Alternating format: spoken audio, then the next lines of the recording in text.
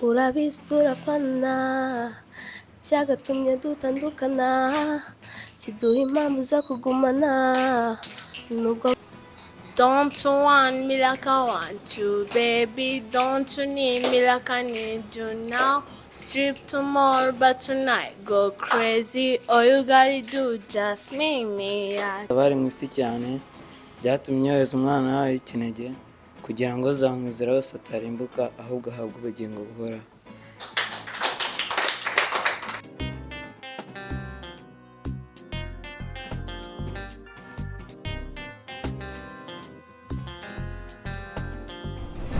Fanny aba niga mu mwaka wa 5.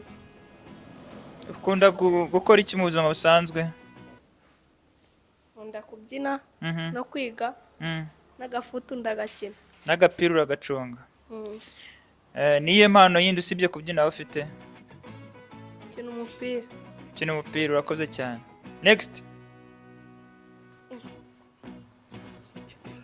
Murakoze, nitwa Uwase Ariane, baniga mu mwaka wa 2 w'amashuri yisumbuye. Gira isoni ivuga cyane. Uwase Ariane wiga mu mwaka wa 2 segonderi. Mfite imyaka 14. Ukunda gukora iki mu buzima busanzwe? Nkunda kwiga no kubyina. Kwiga no kubyina. Nta yindi mpano ufite?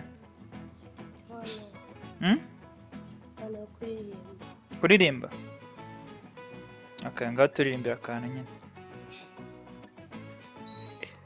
Ibi ntabwo ari uguharara, urabizi turafana cyagatumye dutandukana kiduha impamvu za kugumana nubwo bahora babyigana ngo bakujyane kure yanjye mama, gusa babigisangana urwacu ruba rushobokana cyakoze iyo ngukundirama undi uburyo umuriza sha.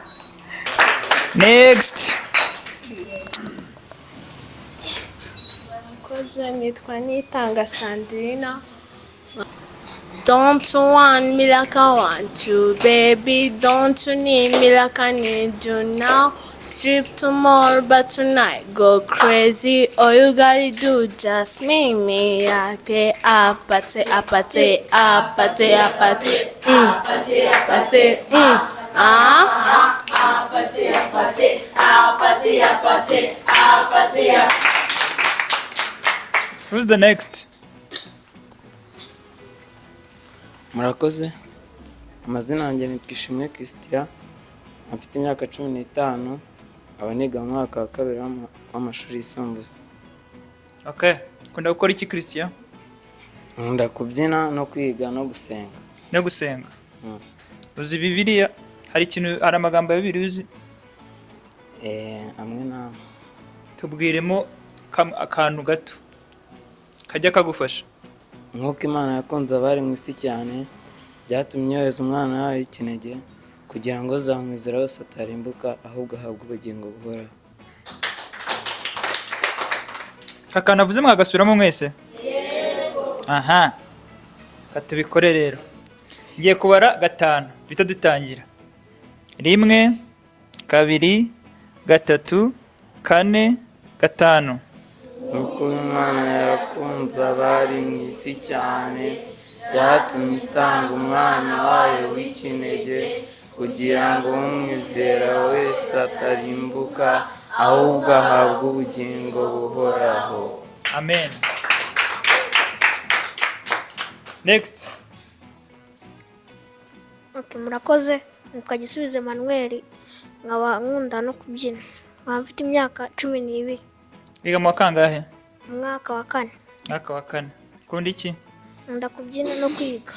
Kubyina no kwiga. Hereza undi ukurikiye.